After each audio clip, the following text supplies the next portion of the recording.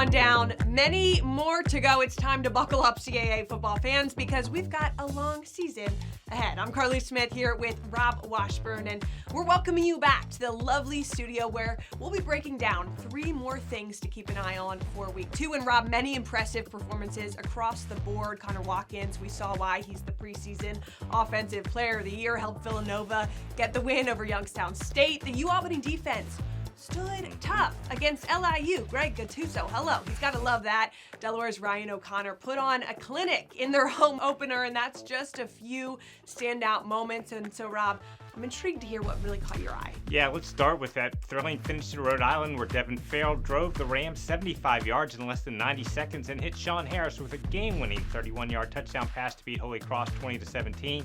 William and Mary looked good in all phases of the game and rolled past VMI 41-7. We saw several CA teams put a scare into FBS opponents. It was a fun week 1. All right, it sure was fun. Now let's turn our attention to Saturday, starting with the team who captured its season opener for the first time since 2019.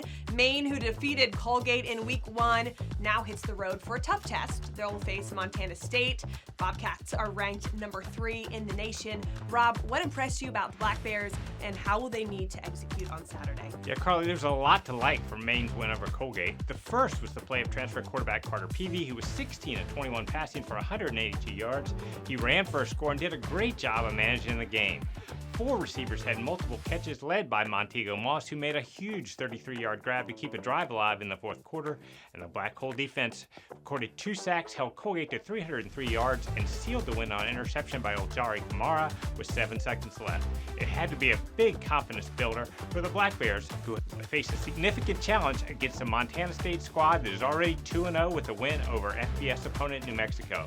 The Bobcats averaged 529 yards per game offensively, with an incredible 350 yards per game on the ground. The defense is also tough, allowing just 250 yards per contest. If that isn't enough, they'll be playing in front of a sellout crowd of better than 17,000. It will be a big test for Maine, but one it's looking forward to. Let's hear from Maine's Jordan Stevens prior to the matchup.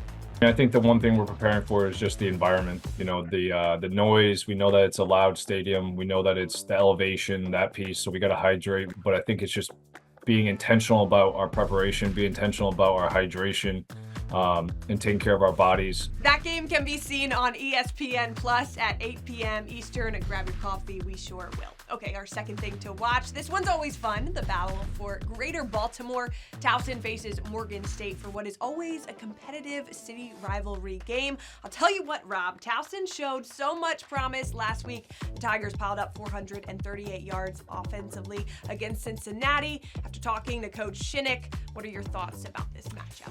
Yeah, Towson showed a lot of fight last Saturday against a Big 12 opponent on the road. After falling behind 21-3 in the first quarter, the Tigers battled back within 28-20 in the third quarter. Now, as you mentioned, the Tigers were excellent offensively as transfer quarterback Carlos Davis passed for 244 yards and 2 TDs, with 5 different players making multiple catches. The running game was also strong as Devin Matthews, Tyrell Green, and Christopher Watkins combined for nearly 200 yards. They'll need to be at their best once again against a Morgan State squad coming off a 30-28 victory at CAA member Hampton last week.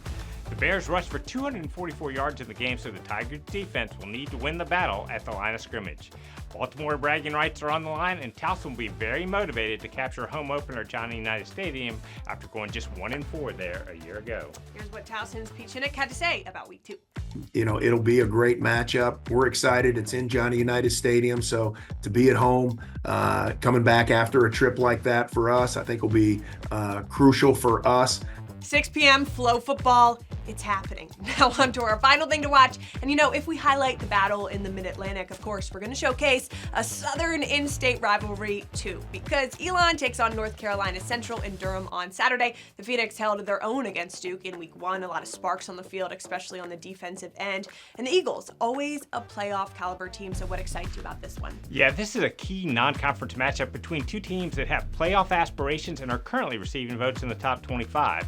Now, Elon played well, especially defensively defensively in a season opener, Duke holding the Blue Devils to just 3 points over the first 29 minutes and coming inches away from being in a tie game at halftime. The Phoenix held Duke to just 59 yards running and got strong play in the secondary from talented transfer Khalil Baker and All-American Caleb Curtin. The Elon defense will need to be at its best to slow down North Carolina Central's Jamari Taylor, who ran for 128 yards and 2 touchdowns in that 31-24 victory against Alabama State last Sunday. The Eagles defeated Elon 34-23 a year ago, so the Phoenix would like to turn the tables on Saturday night. They sure would. Let's hear from Elon's Tony Trisciani prior to kickoff. You know, our guys, they feel good and feel like we can build off of that. And so I feel good about, you know, what we're doing on offense and the guys that are doing it for us. And I expect to see a lot of growth here from week 1 to week 2. Tune into this one on ESPN Plus. Kickoff is at 6 p.m. No shortage of CAA football games to watch this weekend. A lot of exciting FCS versus FBS opportunities this week too. So let's take a look at our full week 2 schedule. Thanks again, as always, for tuning in. Visit CAA Football for live results, recaps, and much more. And of course, all throughout this season, visit CAA Football on social media. See you next week.